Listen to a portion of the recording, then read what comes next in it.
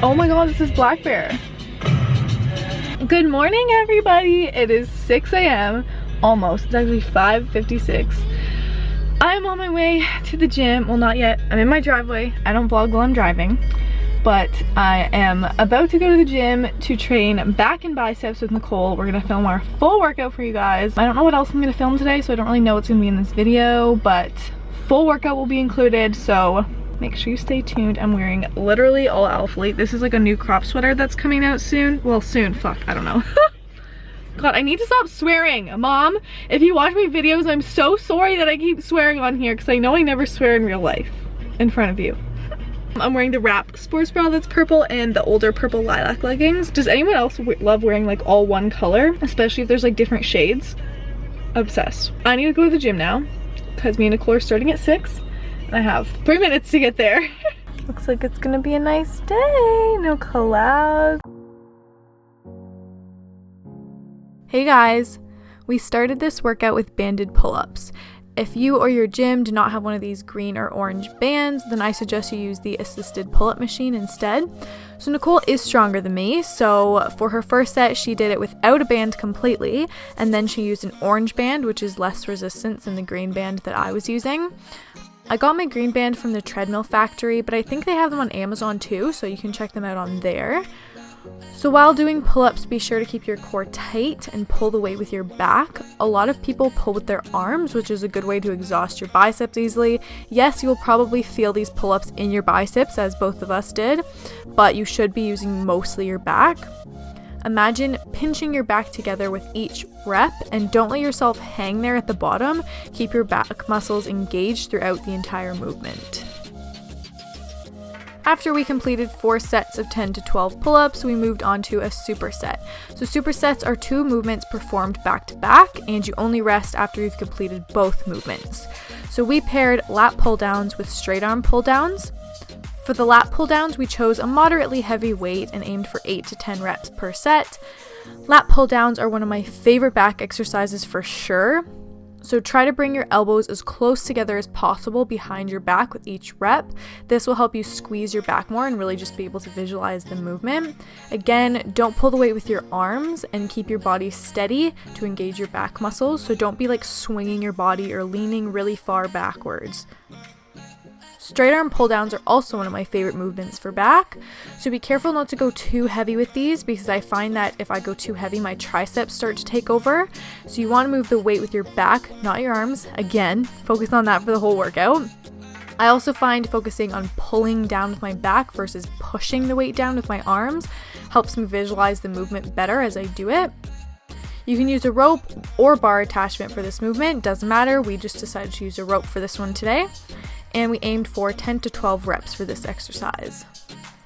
After the pull-down superset, we moved on to a rowing movement superset with a bicep movement. So when training back, I find it helpful to alternate between pulling and rowing movements as well as wide and close grips. A simple thing like altering your grip can change which muscles you are using in your back, so you want to make sure that you target everything equally. If you find that you're doing the same back exercises all the time, just try changing up your grip and it can really change your workout. So if your gym does not have this T-bar row machine or anything like it, you can place a barbell in the corner of the room, stand over it with a foot on each side, and then use a close grip attachment to mimic this movement. Be sure to keep your shoulders rolled back and your chest up, so don't let your shoulders roll forwards when you lower the weight.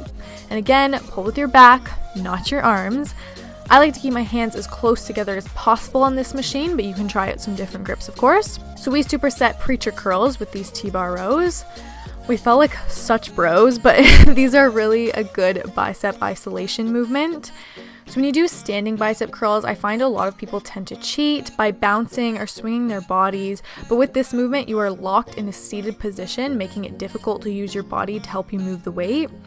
You want to place one elbow on your inner thigh and curl the dumbbell up using just your bicep. And by the last few reps, you should barely be able to curl the dumbbell up. I find I even fail usually on the last one just because my biceps get so exhausted. So we aimed for 10 to 12 reps per arm with these. Next, we moved on to one-arm cable rows, and we didn't superset these with anything, we just left them by themselves. So we took super short rests here and alternated arms, doing 15 reps per arm for 3 sets.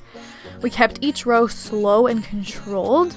You can also do these standing while holding a squat position or from a low pulley angle, but we decided to do them seated today.